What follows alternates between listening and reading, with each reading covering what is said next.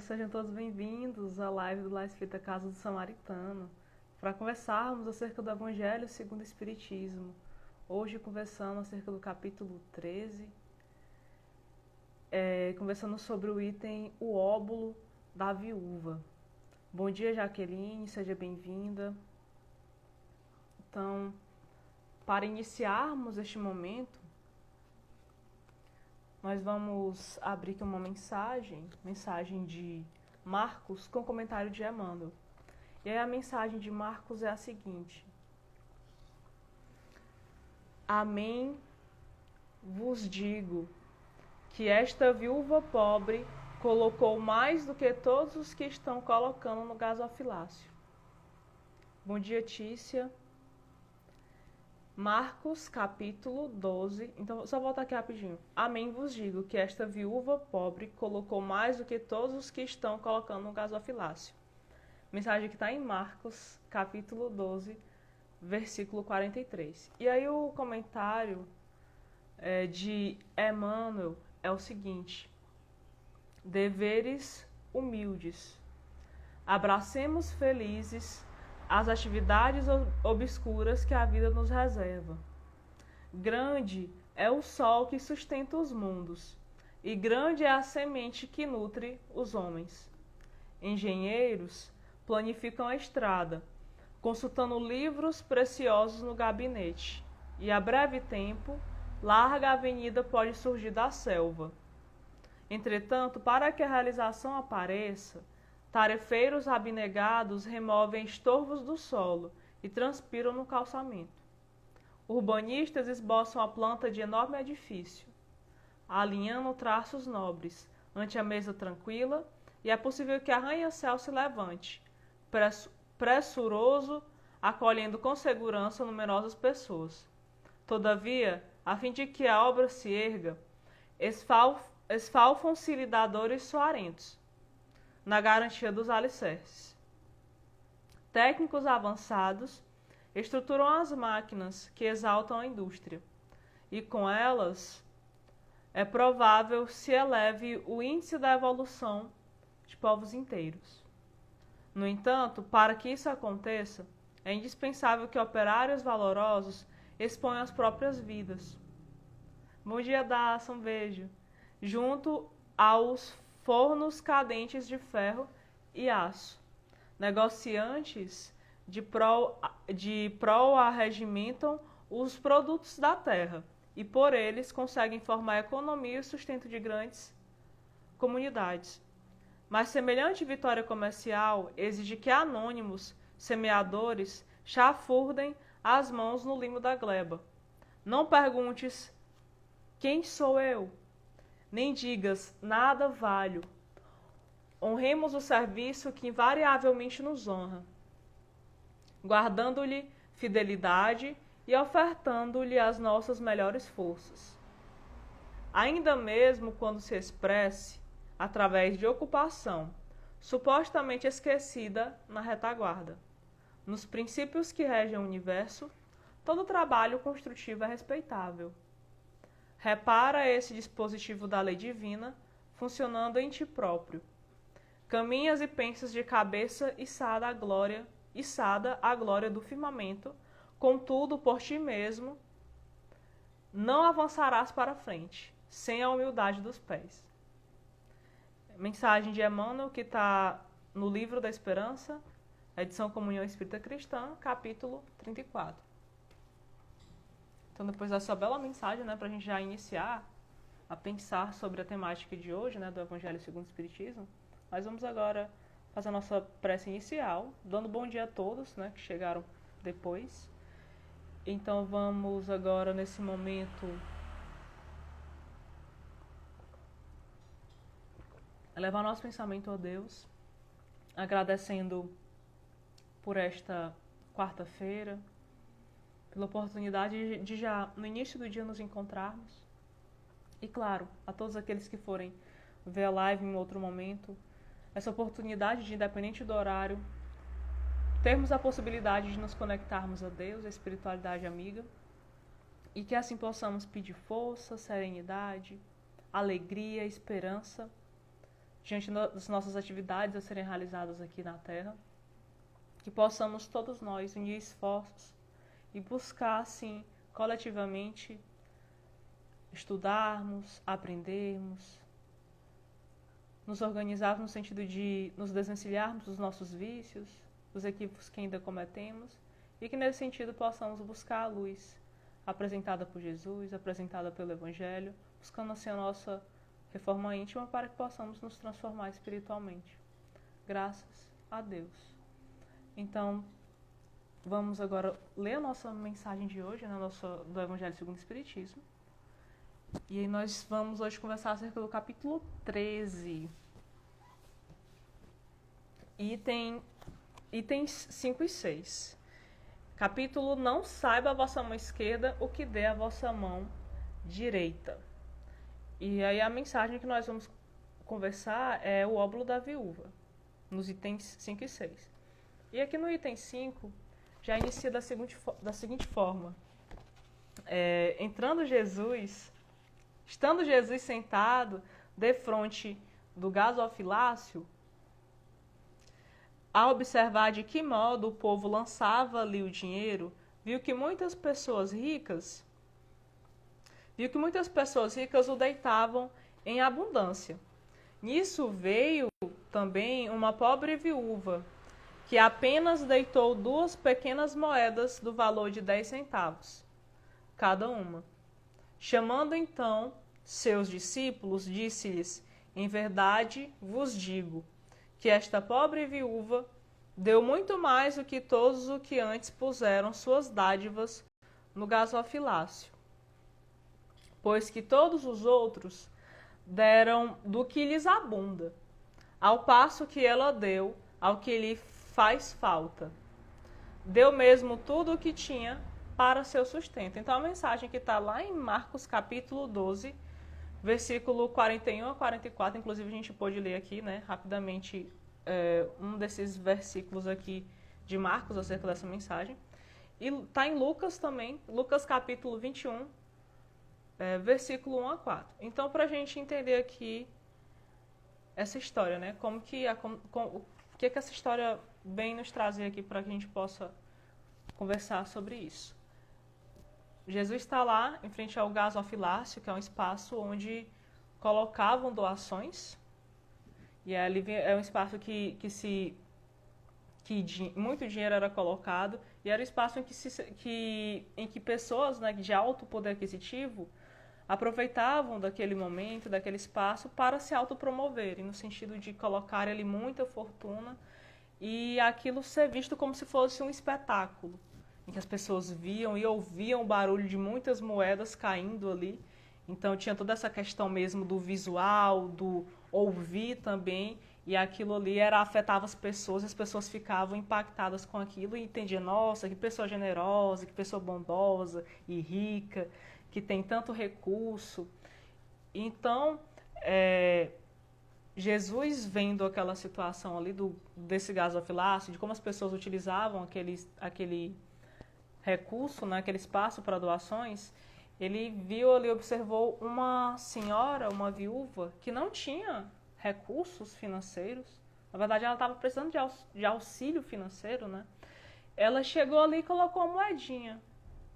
Uma moedinha que no sentido de impacto, de barulho, não trazia nenhum tipo de barulho, de impacto de, nossa, aquela senhora que está trazendo ali uma fortuna. Não, ela não tinha aquela fortuna como as pessoas que colocavam dinheiro ali costumavam ter.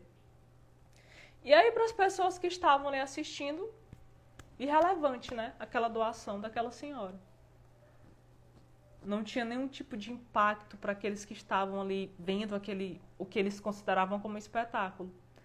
Mas aí Jesus, ele vem falar da grandiosidade que é uma pessoa que não tem recursos se dispor a auxiliar o outro, auxiliar quem de repente tem menos recurso ainda. E é a grandiosidade dessa mensagem. E aí, retomando então para a leitura inicial que nós fizemos antes da prece, é entender que nós necessariamente não precisamos necessariamente ter muitos recursos financeiros, ter comércios e grandes empresas para sermos úteis. O que importa nesse sentido é a nossa intenção, é a nossa busca por sermos úteis uns com os outros, por sermos bondosos. E a viúva, ela vem trazer justamente isso. Então, nesse sentido, nós dessa forma temos esse exemplo aqui de caridade, de se desvencilhar desses bens terrenos, mesmo que a gente tenha essa necessidade, né, desse bem. E assim, a gente pode ver nesse sentido a questão também, né, já que a gente está falando sobre a questão de caridade e sobre como que a gente pode utilizar diferentes recursos para auxiliar o próximo, a gente pode entender que essa caridade, caridade que Jesus vem nos colocando, e o Evangelho segundo o Espiritismo também nos coloca, ela vai além das questões materiais, né? No caso aqui, a gente tem esse capítulo falando sobre não saiba a vossa mão esquerda o que dê a vossa mão direita, mas tem muitas questões relacionadas à caridade, mas nessa mensagem específica, a caridade que se refere à caridade material. Mas só para a gente entender, antes de dar continuidade a isso, o que seria essa caridade material e o que seria essa caridade moral? Então, caridade material é esse auxílio mesmo material, como, por exemplo, um alimento, uma vestimenta que a gente pode dar a alguém, um dinheiro, como foi o caso que a viúva trouxe, né, que nesse exemplo dessa mensagem, alguma doação de dinheiro, uma quantia de dinheiro para auxiliar alguém. Então, é a caridade material. Uma sopa que a gente faz, e faz a entrega dessa sopa. E o que seria a caridade moral? A caridade moral envolve uma questão bem complexa relacionada à nossa busca pelo perdão, pela indulgência com o outro. Então, quando a gente busca realizar essa caridade moral, a gente está buscando se distanciar ali dos julgamentos que nós fazemos com os outros, da mágoa que a gente ainda carrega em relação ao outro. E a gente busca, assim, então, o perdão, a paciência, a indulgência. E a gente auxilia também, e é auxiliado, né, espiritualmente falando. Então, e também, claro, essa caridade pode envolver também um tempinho que a gente tem ali para conversar com o outro, para ouvir o outro.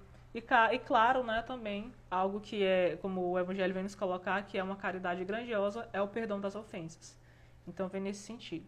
A gente rapidamente aqui lembrar lá do Evangelho, aliás, do Livro dos Espíritos, na questão 886, que o Kardec pergunta aos espíritos qual o verdadeiro sentido da caridade. E aí eles respondem lá, benevolência para com os outros, indulgência, indulgência para com as ações alheias e perdão das ofensas, que é o conhecido como o BIP 886, né? Benevolência, indulgência e perdão. E na questão 886 do Livro dos Espíritos. E assim, para a gente dar continuidade, o que a gente pode também conversar aqui sobre essa viúva que vem trazer essa moedinha que não tem nenhum impacto no sentido de barulho, de nossa, que pessoa que tem muita riqueza, não é uma pessoa que era ao contrário disso, né? E a gente pode conversar sobre o seguinte, que essa viúva, ela entende que aquele que vai ser beneficiado através dessa doação é um irmão que precisa de auxílio. E isso está bem em acordo com o que Jesus nos coloca. Independente de quem seja, ela não está preocupada em saber quem é essa pessoa que ela vai auxiliar, quem vai ser auxiliado com essa caridade.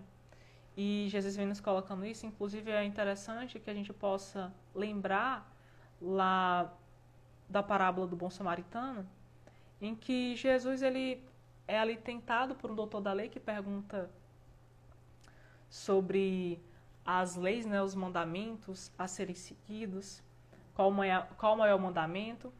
E aí, doutor da lei, né, que entende que nós somos irmãos em acordo com as nossas crenças religiosas, em acordo com os nossos interesses. Então, quem pensa e age de forma diferente desse doutor da lei, ele não considera como irmão. E aí Jesus vem justamente trazer uma mensagem, que é a parábola do bom samaritano, que mostra que independente da condição religiosa, do posicionamento religioso de alguém, por exemplo, também do independente de qual posicionamento político, a gente pode trazer para esse campo também, né?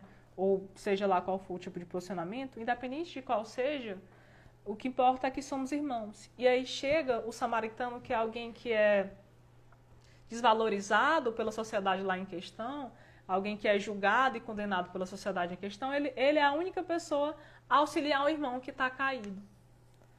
Ao irmão que está precisando de cuidados, de uma limpeza dos seus ferimentos, precisando de abrigo, ele é a única pessoa. Sendo que antes dele passaram grandes religiosos, entendidos como pessoas a serem seguidas, a serem valorizadas, a serem amadas, né, no sentido de que, por estarem em acordo com o conhecimento religioso do doutor da lei e tudo, elas deveriam ser pessoas a serem valorizadas por estarem em acordo com ele. E aí, na verdade, Jesus vem colocar uma figura que é oposta a isso, né, essa questão do que se entendia como ideal, um termo religioso e tal. E assim, trazendo o exemplo de que, independente de quem esteja ajudando ou de quem seja o ajudado, porque o samaritano ele não se importou em saber quem era aquela pessoa que tinha caído, independente disso, a gente precisa agir, né, auxiliar. E assim, a gente deve conversar também, né, sobre essa questão de que a viúva, ela vê o outro não como alguém diferente, mas um irmão. A gente pode conversar também sobre a questão que o Evangelho, segundo o Espiritismo nos coloca, que é a questão dos laços espirituais. Então tem uma mensagem no Evangelho segundo o Espiritismo que fala sobre os laços materiais, no caso os laços sanguíneos, consanguíneos, e os laços espirituais. Então o que seriam esses laços espirituais? Olha só, nós somos espíritos milenares. Então nós passamos aqui por diferentes encarnações, e isso em diferentes planetas, né? No caso, a gente está aqui na Terra, no momento aqui de passagem, né? Esperamos, nesse sentido, continuar nosso caminho evolutivo e alcançar também essa evolução da Terra, né? Já que a gente está aqui numa transição planetária para chegarmos num mundo de regeneração. No caso, a Terra alcançar, né, esse grau. E aí, o que a gente precisa entender a partir disso? Somos espíritos milenares. E passamos por diferentes encarnações, experiências. E aí nós criamos afetos, e aí também desafetos, de acordo com as nossas afinidades. Algumas situações a gente acaba se magoando com essa pessoa, por conta de alguma ação cometida conosco, ela também se magoa com a gente. E a gente acaba, muitas vezes, criando ali desafetos, né? E então, nós temos, a partir dessa possibilidade de reencarnarmos, nós temos a possibilidade de tanto nos afinizarmos com outras pessoas, como também de repararmos nossos equívocos e conseguirmos assim nos perdoarmos, então termos uma relação saudável uns com os outros, saindo assim dessa questão da mágoa, da raiva, do rancor, do ódio e buscando assim o perdão, né, em relação a essas pessoas. Então, a gente nesse sentido tem a possibilidade de criar um laço espiritual, que vai além desse laço familiar que nós temos, né? Por exemplo, temos a nossa família, o nosso pai, mãe, irmão, esposa, enfim, filhos.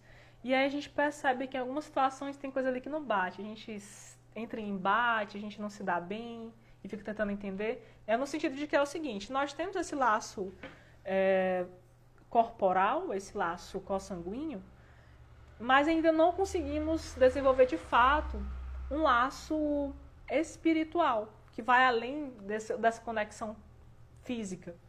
E aí, a partir desse laço espiritual, a gente consegue estar bem com o outro, mesmo que a gente não tenha nenhum vínculo em relação à consanguinidade. A gente pode lembrar, então, dos nossos amigos. Às vezes a gente fala assim, nossa, nós somos irmãos de mães diferentes, né? Então, nós temos amigos que a gente se sente bem, que a gente sente como se fosse um irmão da gente, um pai, uma mãe.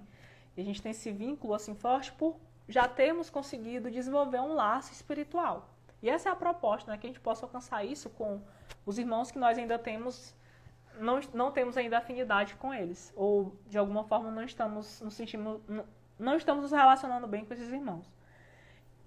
E assim, além dessa figura, dessa viúva, traz essa questão de ajudarmos, independente de quem seja, lembramos também nesse sentido da ideia de fazermos ao outro aquilo que nós queremos que seja feito conosco. Então, se eu não quero que o outro me trate mal, ou não seja caridoso comigo, não seja paciente comigo, eu não devo também fazer isso com ele, né? E aí, dando continuidade, aqui no item 6, bom dia a todos que entraram, né, agora. Muita gente deplora não poder fazer todo o bem que desejaram, por falta de recursos suficientes. E se desejam possuir riquezas, dizem, para lhes dar boa aplicação. É sem dúvida louvável a intenção e pode até em alguns ser sincera. Dar-se-á, contudo, seja completamente desinteressada em todos, não haverá quem, desejando fazer bem aos outros, muito estimaria poder começar por fazê-lo a si próprio, por proporcionar a si mesmo alguns gozos mais, por usufruir de um pouco do supérfluo que lhe falta, pronto a dar aos pobres o resto? Esta segunda intenção, que esses tais, porventura, dissimulam aos seus próprios olhos, mas que se lhes depararia no fundo dos seus corações, se eles os perscrutassem, anula o mérito do intento, visto que com a verdadeira caridade o homem pensa nos outros antes de pensar em si. O ponto sublimado da caridade, nesse caso, estaria em procurar ele no seu trabalho, pelo emprego de suas forças, de sua inteligência, de seus talentos, os recursos de que carece para realizar seus generosos propósitos. Haveria nisso o sacrifício que mais agrada ao Senhor. Infelizmente, a maioria vive a sonhar com os meios de mais facilmente se enriquecer de súbito e sem esforço, correndo atrás de quimeras. Quase a descoberta de tesouros de uma favorável ensancha aleatória do recebimento de inesperadas esperanças, de inesperadas heranças, etc. Que dizer dos que esperam encontrar nos espíritos auxiliares que os secundem na consecução de tais objetivos? Certamente não conhecem nem compreendem a sagrada finalidade do Espiritismo, e ainda menos a missão dos espíritos, a quem Deus permite se comuniquem com os homens. Daí vem o serem punidos pelas decepções. Aqueles cuja intenção está isenta de qualquer ideia pessoal devem consolar-se da impossibilidade em que se veem de fazer todo o bem que desejariam, lembrando-se de que o óbolo do pobre, do que dá privando-se do necessário, pesa mais na balança de Deus do que o ouro do rico, que dá sem privar de coisa alguma. Grande seria realmente a satisfação do primeiro, se pudesse socorrer em larga escala a indigência. Mas se essa satisfação lhe é negada, submeta-se e se limite a fazer o que possa. Aliás, será só com o dinheiro que se podem secar lágrimas e dever-se-á ficar inativo desde que não se tenha dinheiro?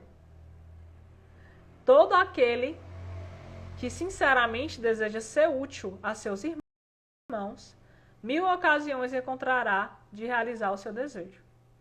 Procure-as e elas lhe depararão. Se não for de um modo, será de outro. Porque ninguém há que, no pleno gozo de suas faculdades, não possa prestar um serviço qualquer, prodigalizar um consolo, minorar um sofrimento físico ou moral, fazer um esforço útil. Não dispõem todos a falta de dinheiro do seu trabalho, do seu tempo, do seu repouso, para de tudo isso dar uma parte ao próximo. Também aí está a dádiva do pobre, o óbolo da viúva. Então, mais uma vez aqui na mensagem, a gente pode conversar sobre a importância desse símbolo, né, dessa senhora, dessa viúva que traz ali uma doação, embora ela não tenha recurso, na verdade ela está precisando de auxílio financeiro, a gente pode então conversar sobre o seguinte, né? Em acordo com o que a mensagem vai nos trazer, que não é porque nós não temos recursos materiais que a gente não tem a possibilidade de sermos bons, úteis. Então, independente dos recursos que a gente tenha, ou a gente tem a possibilidade de sermos bons, de sermos úteis. E aí a gente pode voltar mais uma vez sobre a questão da caridade moral, né? Essa caridade aqui, ela é além da caridade material. Então, nós sempre temos alguma forma de auxiliar o outro. E aí, a gente entende nesse sentido que não necessariamente a gente vai precisar de sermos ricos, de ter uma riqueza. A gente fala assim, eu quero muito ganhar na loteria. E aí, se eu ganhar na loteria, eu vou construir abrigos de idosos, eu vou construir uma ONG, eu vou ajudar as pessoas, por isso que eu quero estar. A gente justifica, né? Por isso, Senhor, me ajuda para que eu possa ganhar na loteria e ficar rico, e ficar rica, para que eu possa auxiliar essas pessoas. Tudo bem, é válido, né? Esse auxílio ao outro, construir ONGs e lares de abrigos, né? Abrigos de acolhimento, isso é muito válido. Mas será se de fato a gente tem um interesse apenas nesse auxílio do outro, a gente quer tirar ali um pedacinho daquilo, né? Nós queremos, na verdade, sermos beneficiados. Entendemos, então, que mesmo que nós não tenhamos riqueza, a gente pode auxiliar de alguma outra forma. Dando uma palestra, fazendo um atendimento fraterno, conversando com alguém, auxiliando um amigo que está precisando de uma conversa, buscando o perdão, né? O auto-perdão e o perdão com os outros. E assim, a gente... Olha só que a mensagem nos coloca, que a verdadeira caridade é nós pensarmos primeiro no outro, aí depois que a gente pensa em nós. Claro que não quer dizer que a gente não deva cuidar de nós, buscarmos sermos pacientes conosco, buscarmos nos perdoarmos, nos amarmos. Aqui é no sentido de que se a gente está pensando na ideia de auxiliarmos, de sermos úteis, nesse sentido da caridade, a gente precisa primeiro olhar para o outro. E aí depois que a gente pensa na gente. E assim, a mensagem também nos coloca que a gente precisa procurar empregar o nosso trabalho, as nossas forças, as nossas intenções para realizarmos coisas generosas, propósitos generosos. E aí, mais uma vez, falando sobre a necessidade de olhar para o outro. E assim a gente pode, então nós podemos nos perguntar, será se de fato a gente está fazendo isso? Será se de fato nós estamos buscando realizar ações generosas para os outros? Com o que a gente está aproveitando o nosso tempo? Claro que a gente tem as nossas coisas pessoais, nosso trabalho, nosso estudo profissional e tudo, e também a nossa família, mas a gente deve também destinar um tempo para estarmos em outros campos, em sermos úteis com os outros, né? Sem receber nesse sentido um retorno financeiro ou algum tipo de retorno, porque no caso a gente está falando sobre a necessidade da caridade. E assim, a mensagem também nos coloca aqui um ponto bem interessante, né? Que é a questão de que nós não devemos buscar o auxílio da espiritualidade para buscarmos alcançar benefícios próprios, riquezas próprias, e às vezes a gente faz isso, né? A gente pode lembrar rapidamente aqui da mensagem as mensagens do Evangelho segundo o Espiritismo que nos trazem a questão da mediunidade, né? A mediunidade que deve ser realizada de forma gratuita, né? Esse recurso deve ser utilizado de forma gratuita, sem um retorno financeiro ou qualquer tipo de retorno que a gente possa pensar, né? E aí lembrar que se é algo que nós recebemos gratuitamente, isso deve ser também oferecido para os outros de forma gratuita. E assim, nesse sentido, a gente também pode conversar sobre a questão de que nós, né, se nós lembrar lá aquela mensagem da Evangelho segundo o Espiritismo sobre a árvore. Se a árvore ela é boa, ela vai produzir bons frutos, mas se é mal, ela vai produzir frutos que não são tão bons assim, né? Então, que tipo de fruto que a gente está oferecendo? O que a gente está fazendo aqui na Terra, né? Quais são as nossas ações? Que tipo de pensamento que a gente está cultivando?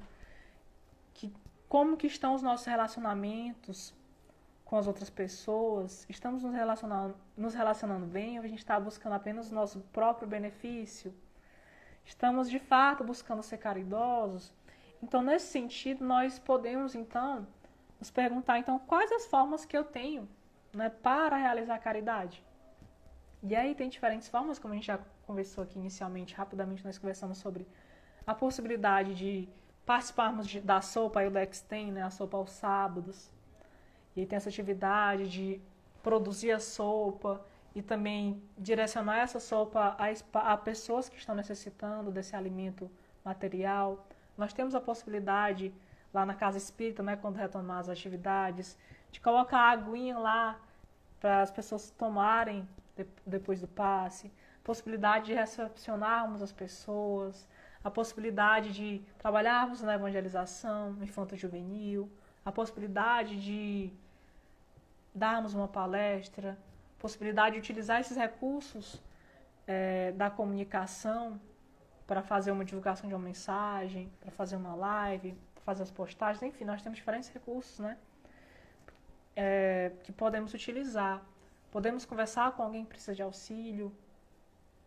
Então, que nós possamos então aproveitar esses momentos, esses espaços, esses recursos para sermos caridosos, né, no nosso lar, nos espaços também de vínculos com os nossos amigos, espaço de trabalho, de estudo também. Então, nesse sentido, vamos agora fazer a nossa prece final, agradecendo a todos que estiveram aqui conosco, agradecendo a espiritualidade por este momento, por essa mensagem que nos traz direcionamento em relação ao que nós devemos fazer enquanto espíritos em evolução. Que possamos, então, buscar sermos caridosos conosco, com os outros, e que todos nós possamos ser banhados por essas energias de amor, de paz, trazendo, então, fortalecimento espiritual, trazendo, então, alegria, trazendo, então, ânimo, confiança. Que todos os irmãos encarnados e desencarnados possam ser direcionados, né, através dessa energia.